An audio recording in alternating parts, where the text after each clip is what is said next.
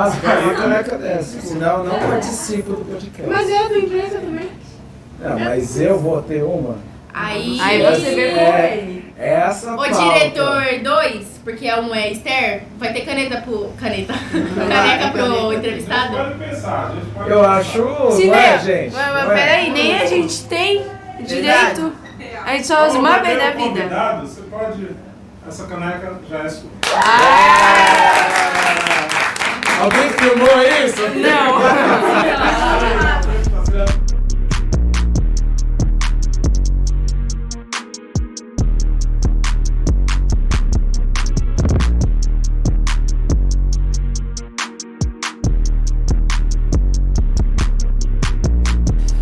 Oi, gente! Hoje estamos aqui para mais um MilenaCast. Hoje estamos com os seguintes apresentadores. Olá, gente. Boa tarde. Meu nome é Tamila e também estamos aqui com... Oi, gente. Meu nome é Cauã. E o meu é Gabriela. Bom, hoje a gente está com o professor Fabiano, né? Mestre em História pela PUC-SP, doutorando em História também na PUC-SP, professor de História, pesquisador musical, produtor musical, rapper, militante do movimento hip hop e pesquisador de assuntos ligados à população negra e periférica, à diáspora africana e à cultura popular brasileira. Cofundador e MC do grupo de rap Dimandê desde 2003 e sócio majoritário da Palavra Nossa Produção Musical ME. Enfim, hoje a gente vem entrevistar o... É pra eu me apresentar, eu olho pra lá? Isso. Tudo bem, gente? Boa tarde, boa noite, bom dia, depende do horário que você vai acessar aí. Sou o professor Fabiano Ramos. Isso aí. E aí, você tá bem, professor? Agora sim, mudei as palavras, né? Então, professor, a gente vai começar aqui, né, uma conversa com você, naturalmente, assim. A gente vai começar com as perguntas, assim, da sua vida pessoal e tal. Assim. Bom, pra você, quais são as suas metas pessoais e profissionais para o futuro na educação? Nossa, já começou. Ele começou bem. As metas pessoais, eu acho que tá tudo relacionado, assim. Na minha vida, eu costumo tentar caminhar de maneira equilibrada, assim, questão pessoal, né, o mental, o espiritual, profissional, né, as relações que eu vou cultivando a partir daí. Então, eu estou sempre buscando aquilo que a gente costuma chamar de melhor versão, né? Então, no campo profissional, eu vejo que eu tenho muito ainda para aprender, né? Pode soar como demagogia, mas é real. Eu sou apenas um aprendiz que tenho certeza que vou passar a minha vida inteira aprendendo, né? Então, eu estou aí em meio a esse processo, né? Estou sempre vislumbrando crescer, então na carreira acadêmica eu tenho muita coisa ainda para fazer a nível de formação, né? De engajamento teórico, né? De produzir conhecimento também. Em sala de aula eu aprendo todo dia com os alunos, né?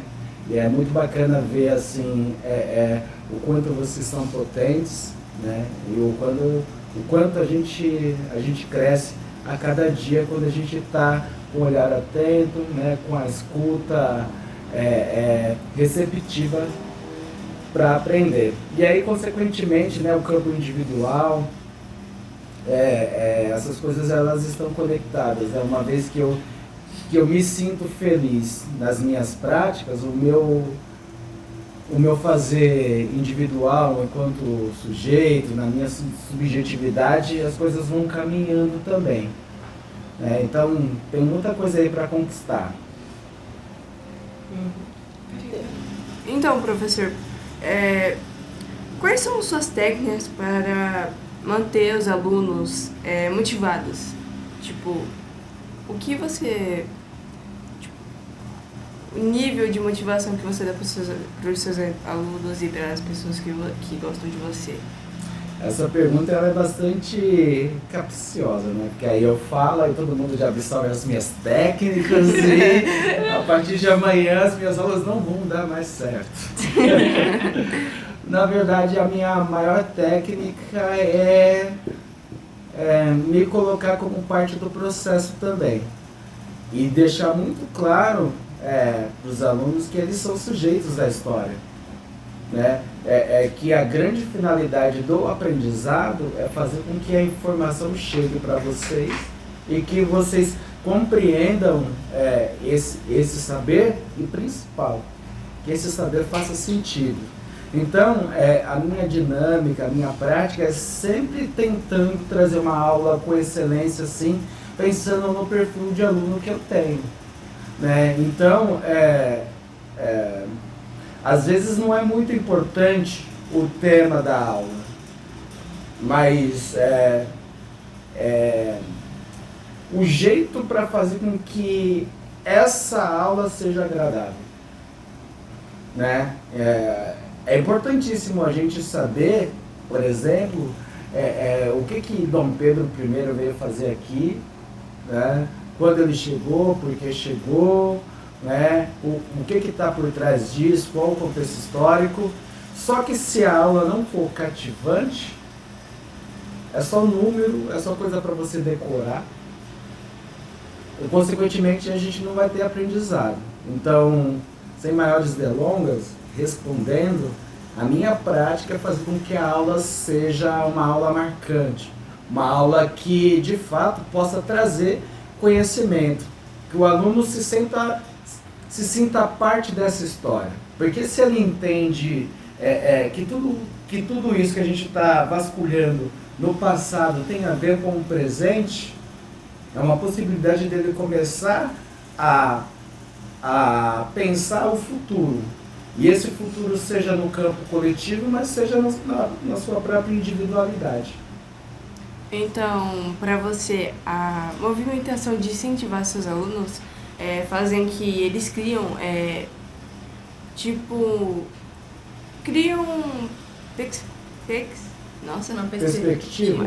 perspectivas sobre o seu futuro e faz com que ele se sente atraído pela educação e pelo ensino que você passa, certo? É isso mesmo, é até um recorte de como as coisas aconteceram comigo. Eu nem sempre fui uma pessoa que gostou de estudar. E aí, no meio do processo, enquanto ali me formando dentro desse caminho da educação, eu entendi que as coisas só firmam para mim quando fazem sentido. Então, se para mim é assim, eu preciso fazer com que as coisas sejam palpáveis para os meus alunos. Porque senão é tudo decoreba. E decoreba não leva ninguém a lugar nenhum. Então você sempre tenta trazer dinâmica e estudo, né? Ao mesmo tempo. Exato. Exato. Não ficar só naquela coisa chata de texto, número. Porque aí às vezes a pessoa só copia e não aprende também. Senão a gente está formando pessoas que copiam. Pessoas que decoram. Pessoas copistas, né? Copista. Isso, a nossa intenção é fazer com que os alunos sejam pessoas reflexivas, né? Pessoas que podem sim fazer uma leitura do tempo e se reconhecer dentro do processo. Antes de você fazer essa pergunta, já pegando nesse eixo de educação, o seu sonho inicial assim já era ser professor ou entrar nesse ramo de educação? Claro. Tem? Não. Isso se deu muito tempo depois, né? É até interessante pensar isso hoje em dia, porque o que eu vejo é que as possibilidades hoje elas são outras, né? Pensar em faculdade, por exemplo, né? Cursos técnicos, né? Crescimento em aspectos de formação, esse contexto para vocês é mais palpável.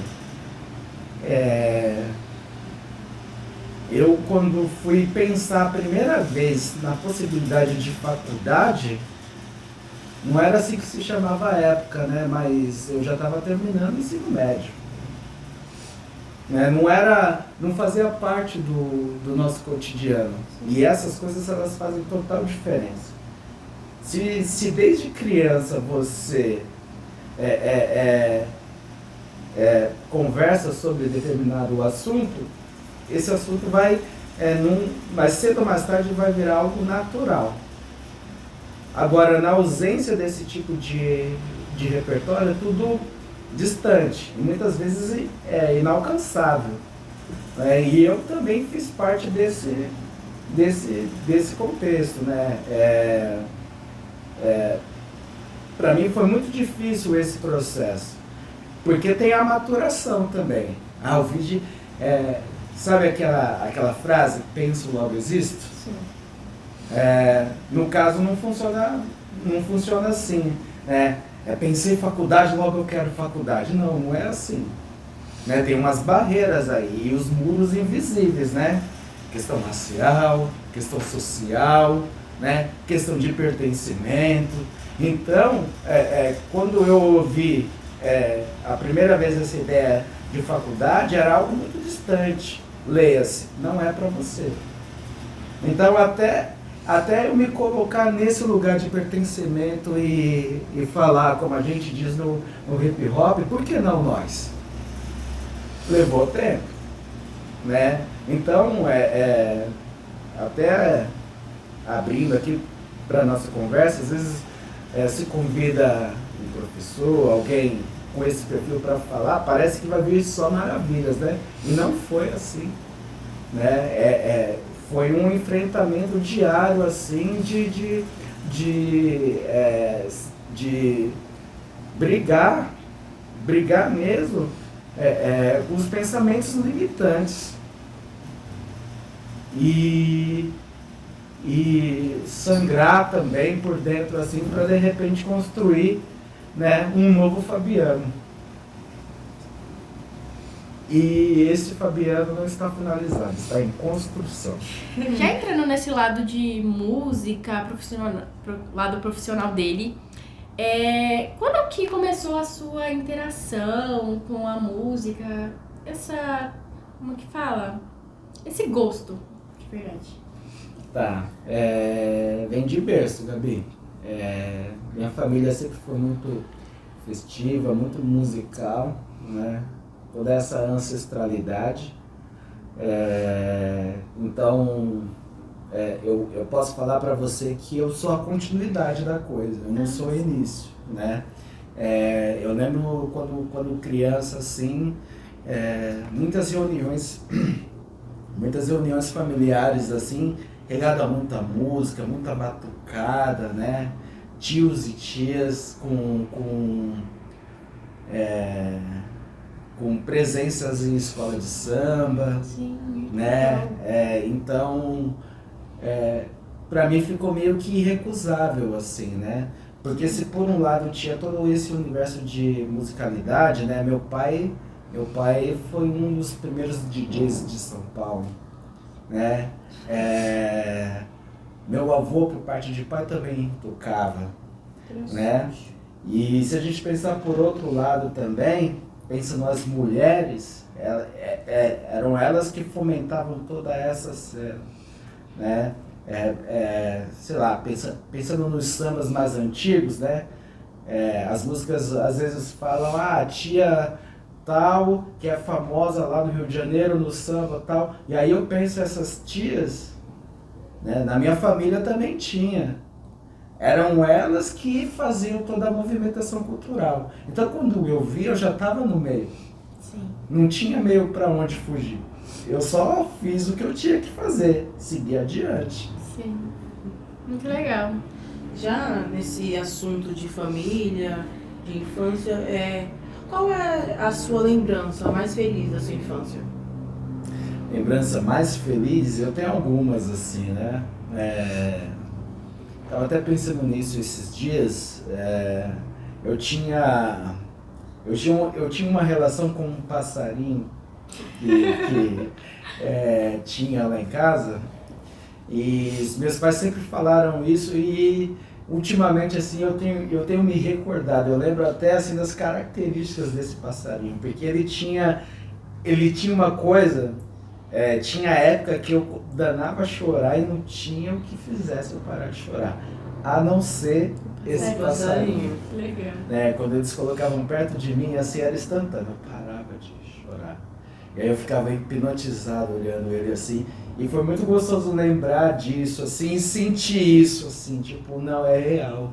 Né? Não é só porque os meus pais falaram, né? Eu lembro disso, né? E as brincadeiras também com os meus irmãos, né? Nós somos em 5. Então a gente sempre foi muito apegado, muito de brincar junto, né? A gente tinha, na casa dos meus pais, o quintal era muito grande, muito vasto, assim. Minha irmã mais velha, ela tinha umas ideias super legais, assim, então a gente brincava muito junto, assim. Por exemplo, ela pegava uma manga, né, sei lá, depois do almoço comia a manga, beleza. E aí ela pegava essa manga e ela deixava no sol. E aí um dia depois... Que a mãe já estava seca. Isso, ela pegava essa mesma manga e a gente penteava a manga e fazia rostinho e tal. Meu, aquilo era mágico pra mim. Legal. Né? Até pra pensar assim na questão do... às vezes, eu quero um iPhone, eu quero um Xbox.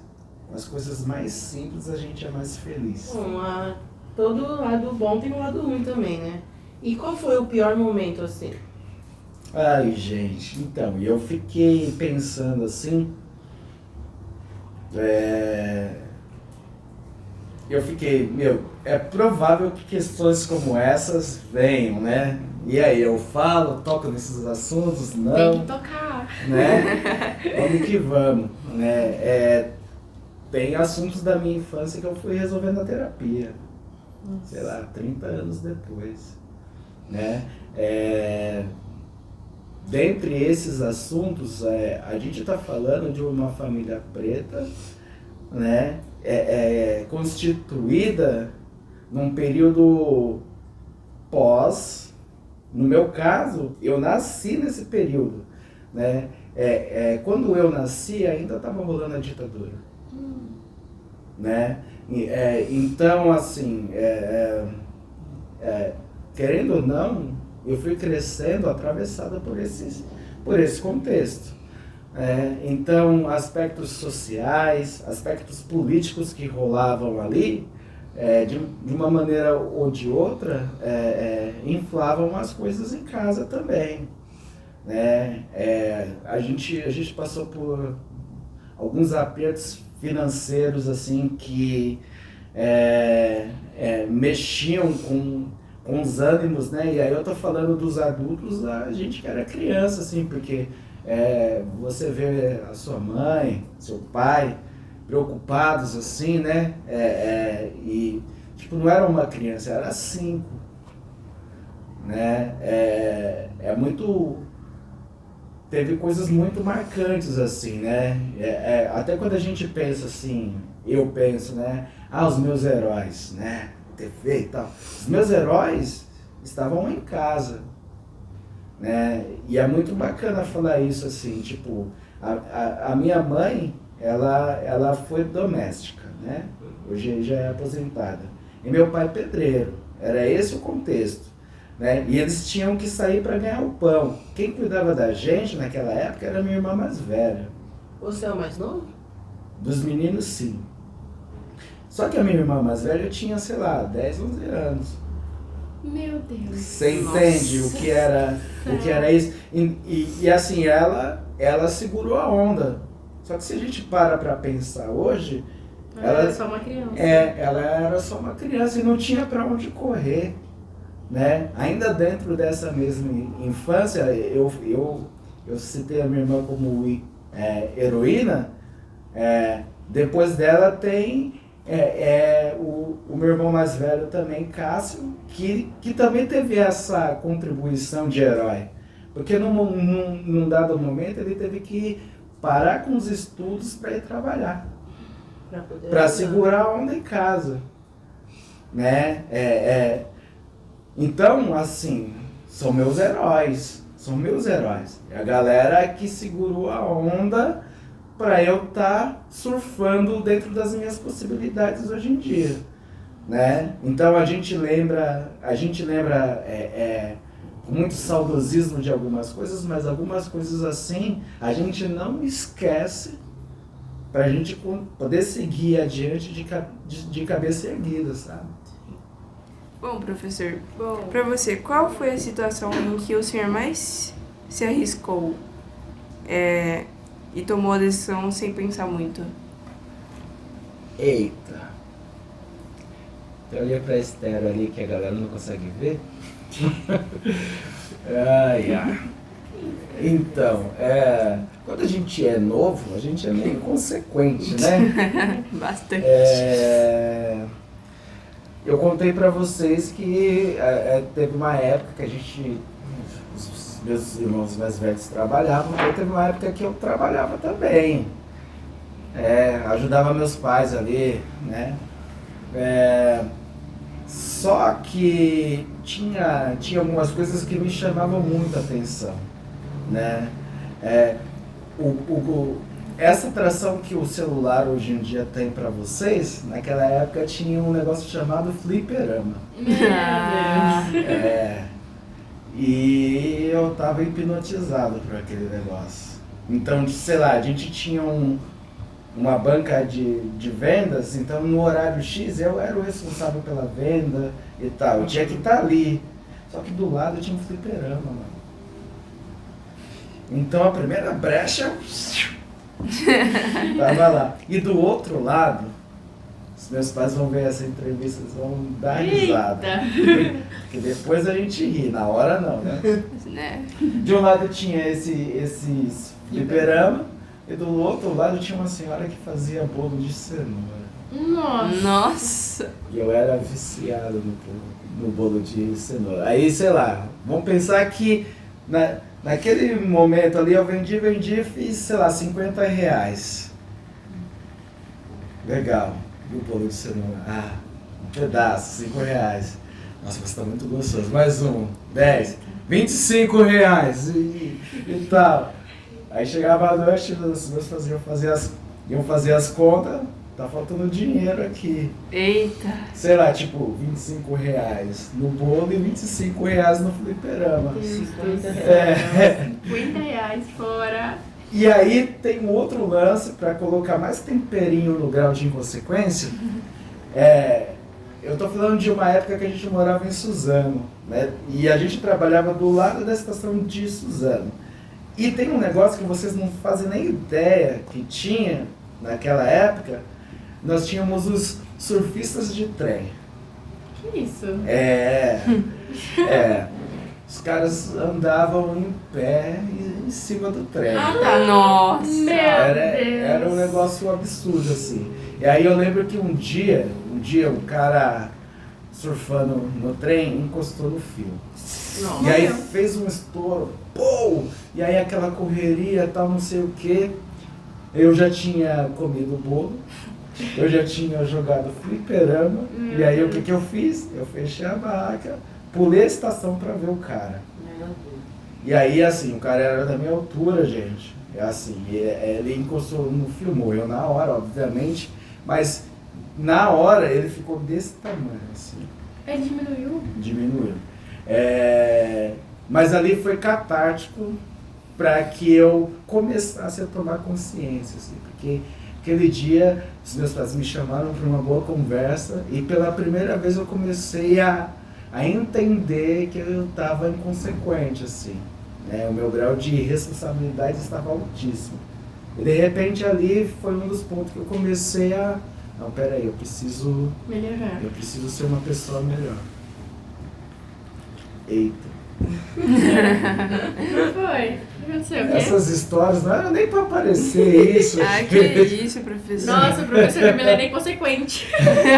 Ensina as crianças a surfar no trem. Não E a jogar fazem isso, fliperama. não fazem isso. Brincadeira, Eu acho que vai. nem existe fliperama. Existe não. Existe agora, não tem mais fliperama, mas tem Play Existe um Center. lugar aí, Tem Play Center. É verdade, né? Enfim, já pegando esse trecho de motivação e tal, o que realmente te motiva, te motivava, te motiva hoje em dia para levantar da cama todos os dias? São vários os motivos, assim, né? Vocês são um grande motivo, né? Ver essa galera com essa disposição, com essa possibilidade, assim, e com essa atitude, assim, me motiva, né? Fora os meus objetivos pessoais, assim, mas ver que vocês podem fazer a diferença e, de repente, poder contribuir um pouquinho com isso me motiva muito, assim, né? Hoje em dia, quando eu penso a minha sobrinha Jéssica, né, que hoje em dia é psicóloga, Nossa. quando eu vejo a minha sobrinha Yasmin com muita possibilidade de fazer as coisas, aliás, fazer o que ela quiser, essas coisas me motivam, assim, né? Porque eu falei pra vocês aqui, a gente vinha de um contexto diferente, onde mal e mal a gente pensava em ter uma opção, né? Então, agregar valor, assim, e estimular possibilidades dentro do meu campo, do meu meio de atuação, me estimula. A gente está fluindo o negócio? Tá. Tá maravilhoso. Que Tá sonho. uma conversa mesmo. Então, essa parte da inconsequência aí, A melhor parte é que, vamos cortar isso aí, viu? por favor, A gente vai fazer os A vídeos de gente gravações. vai colocar e vai deixar esse crachá ali até mesmo procurar os seus pais. Professor inconsequente. professor que É esse ensinou mesmo que a você comprar quer bolo de cenoura. que eduque os seus filhos? Já entrando nesse assunto pessoal mais dele, se você tivesse que descrever a si mesmo com 3 palavras, quais iriam ser? Não sei. Agora eu peguei difícil. 3 palavras. É difícil falar sobre si, né? Bem difícil. Mas eu hoje, depois de passar por diversas coisas assim, eu hoje tô muito... Hoje eu sei quem eu sou de fato e sei as minhas possibilidades, assim. Sim. Durante muito tempo na minha vida eu não sabia quem eu era e duvidava das minhas qualidades. Bom, já pegando esse trecho de definição, como que você definiria felicidade? Eu acho que tá meio que dentro daquela ideia de ver vocês dentro dessa possibilidade de serem potência, sabe? Isso me dá muita felicidade. Me dá muita felicidade também pensar nos meus familiares, podendo cada um buscar os seus sonhos, os seus objetivos. Me dá muita felicidade ouvir música, fazer música, jogando pro universo também. Viver de música, mas eu não gostaria de viver só de música. Eu preciso da multiplicidade. Então, é o professor, é o estudioso, é o músico. De repente é alguma outra coisa que surge amanhã que eu veja que faça sentido também. Eu vou buscar dentro disso a minha melhor versão. Então, professor, como você se imagina daqui a 10 anos? Uma pergunta bem retórica ao mesmo tempo. Uma pergunta que jura dúvidas entre você mesmo. Já foi mais complexo dentro de mim responder isso. Hoje em dia eu consigo olhar para frente assim e imaginar. E eu consigo imaginar um Fabiano lindo assim. Não narcisistamente falando, né? Mas internamente assim, alguém que vai estar com certeza buscando a sua melhor versão assim, de ser um grande profissional, de ser um grande amigo, uma grande pessoa, né? E propagando coisas boas por esse mudar uma forma.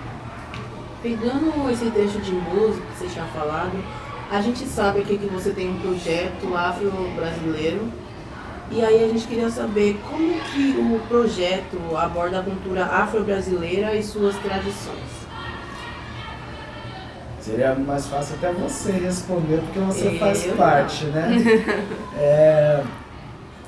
Esse projeto aqui na escola, né, que pensa em fomentar a cultura afro-brasileira, é justamente pensando no perfil da escola, os alunos que fazem parte, e também propondo uma reflexão, assim, para aqueles que de repente se veem distante da cultura afro-brasileira, a possibilidade de repensar isso, né?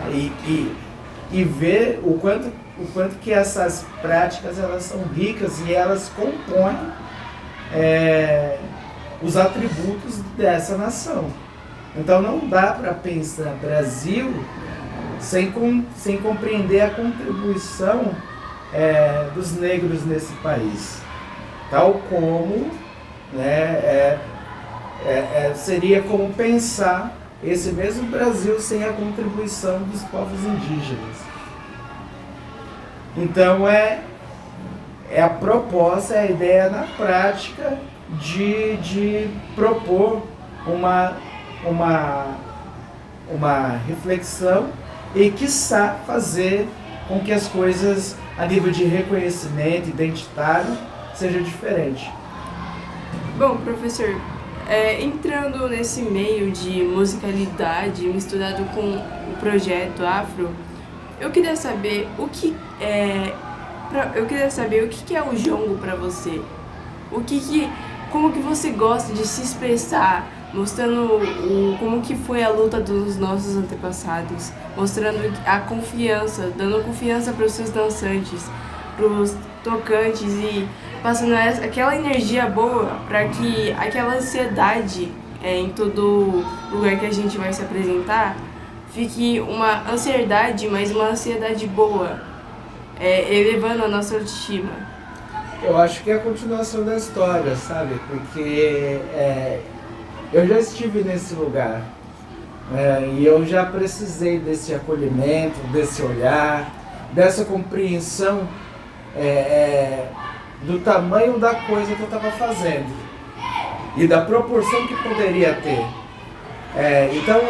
Então era necessário esse cuidado, esse olhar, né, essa disposição. Então, se eu passei por isso, cabe a mim, com esse repertório, fazer com que vocês se sintam confortáveis, responsáveis, mas confortáveis dentro da missão de vocês. É esse o meu papel hoje em dia, né? De fomentar o conhecimento, mas também de mediar esse conhecimento, se por um lado instigando o protagonismo de vocês, também dando um alicerce para que vocês se sintam seguros de executar. É isso. Bom, esse foi nosso podcast. E a última perguntinha. Você gostou do podcast? Eu adorei. É prazer enorme estar aqui com vocês, né? Me sinto honrado. Estou muito feliz de fazer parte do Milena, né? Feliz em trazer um pouquinho do que eu aprendi durante toda essa minha trajetória e principalmente de aprender com vocês diariamente. Então, Voltaria no podcast? Com certeza. Vai voltar com novidades. Eu creio nisso. Eu vi um amém? Amém! Então, gente, esse foi o Milena Cast de hoje. estamos encerrando por aqui. Siga a gente em todas as páginas da rede social. E é isso. Tchau. Tchau. Sim.